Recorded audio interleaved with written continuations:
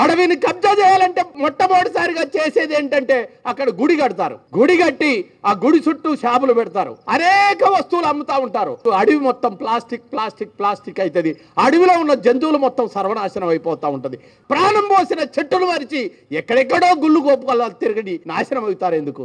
అవును, మీరు దేవుడు లేడంటున్నారు. మరి ఎవరిని పూజించాలి? మేము భూమిని పూజించండి, చెట్టును పూజించండి, చెట్టుతోటి మంచిగా ఉండండి, ప్రకృతితోటి మంచిగా ఉండండి. ప్రకృతిని అసలు నీకు ఇక్కడ కన్నిచ్చి అక్కడ అందమైన ప్రకృతి ఇచ్చింది నేచర్. ఇక్కడ చెవులు ఇచ్చింది, అక్కడ సప్త స్వరాలు ఇచ్చింది. ఇక్కడ ఆకలి ఇచ్చింది, అక్కడ పళ్ళు ఇచ్చింది. నువ్వు వదిలిన గాలి చెడ్డ గాలి తను పీల్చుకొని తను మంచి గాలి ఆక్సిజన్ నీకు ఇస్తుంది. నీకు ప్రాణవాయువుని ఇచ్చిన ప్రాణం పోసిన చెట్టులు మరిచి ఎక్కడెక్కడో గుళ్ళు గోపుకాలు తిరగడి నాశనం అవుతారు. ఎందుకు? ఈ మాత్రం సెన్స్ లేదా? నాకు కళ్ళతో చూస్తే జ్ఞానం అవపడుతుంది. ప్రకృతిలో గాలి పీలిస్తే నాకు ఆక్సిజన్ వస్తుంది చెట్టు ద్వారా. చెట్టును ప్రేమించాల్సిన మనిషి ఎక్కడెక్కడో పోతున్నాడు. ఏ అడవికి వెళ్ళి చూసినా నిన్న కళ్ళెమ్మటి నీళ్ళు వస్తాయి. అడవిని కబ్జా చేయాలంటే మొట్టమొదటిసారిగా చేసేది ఏంటంటే అక్కడ గుడి కడతారు. గుడి కట్టి ఆ గుడి చుట్టూ షాపులు పెడతారు. ఆ షాపులలో అనేక వస్తువులు అమ్ముతా ఉంటారు. అక్కడ ప్లాస్టిక్, అడవి మొత్తం ప్లాస్టిక్ ప్లాస్టిక్ ప్లాస్టిక్ అవుతుంది.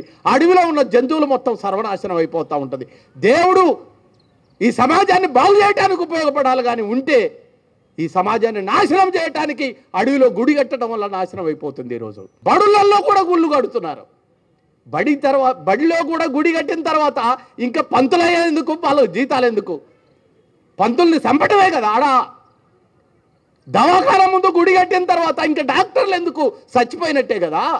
కాబట్టి ఇలాంటి ఆలోచనలకు వ్యతిరేకంగా అనేక మంది పనిచేశారు. గౌతమ బుద్ధుడు పనిచేశాడు, బాబాసాహెబ్ అంబేద్కర్ పనిచేశాడు. బాబాసాహెబ్ అంబేద్కర్ తన జీవితంలో ఏ రోజు కూడా గుడికి పోలేదు. మార్క్స్ ఏ రోజు కూడా భౌతికవాది, ఏ రోజు కూడా గుళ్ళ చుట్టూ తిరగలేదు. చరిత్ర మొత్తం చూసుకుంటే భక్తులు గిట్లు ఇట్లాంటి మోసాలు మీ కళ్ళ ముందే ఇక్కడ చూపెట్టారు. ఇలాంటి మోసాలను ఉపయోగించుకొని చాలామంది చదువురాని అజ్ఞానులు కూడా అందలం ఎక్కి పెద్ద స్థాయిలలో ఉంటున్నారు. అజ్ఞానులై ఉండి కూడా జ్ఞానవంతులమైన మనం ఇలా ఉన్నత స్థాయికి ఎదగలేకపోతున్నాం. జ్ఞానానికి అజ్ఞానానికి పోటీ జరుగుతుంది. ఈరోజు అజ్ఞానమైన మన తల్లిదండ్రుల కానుంచి ప్రజలు మొత్తం కూడా వాళ్ళకు ఓట్లేసి గెలిపిస్తున్నారు. జ్ఞానవంతులమైన మనల్ని మన తల్లిదండ్రులే చంపేస్తే పరిస్థితులు వస్తున్నాయి. టెర్రరిస్ట్ ఎక్కడ తయారవుతున్నాడు మీరు దృష్టిలో పెట్టుకోండి. మీ ఇంట్లో అందరూ ఓ దేవుని పూజిస్తూ ఉంటారు. నువ్వు అది ప్లాస్టిక్ బొమ్మ కదా ఎందుకు ఇక్కడ పెట్టారని నువ్వు పోయి బాగా చదువుకొని చేయితోటి నెట్టేసినావు అనుకో, నీ ఇంట్లో ఉన్న అందరూ కలిసి నిన్ను కొట్టి చంపుతారు. నీ ఇంట్లోనే తీవ్రవాదులు తయారవుతున్నారు, మతోన్మాదులు తయారు చేస్తున్నారు. కాబట్టి చదువుకున్న పిల్లలారా ప్రకృతిని ప్రేమించండి. చదువుకున్న పిల్లలారా మీ జ్ఞానం ఎలా వచ్చిందో తెలుసుకోండి. చదువుకున్న పిల్లలారా మార్క్స్, ఎంగిల్స్, బాబాసాహెబ్ అంబేద్కర్, గౌతమ బుద్ధుడు సైంటిస్టులు మొత్తం వాళ్ళ జీవితాలను ఎందుకోసమైతే మన కోసం తృణప్రాయంగా పెట్టిండో ఆలోచించండి.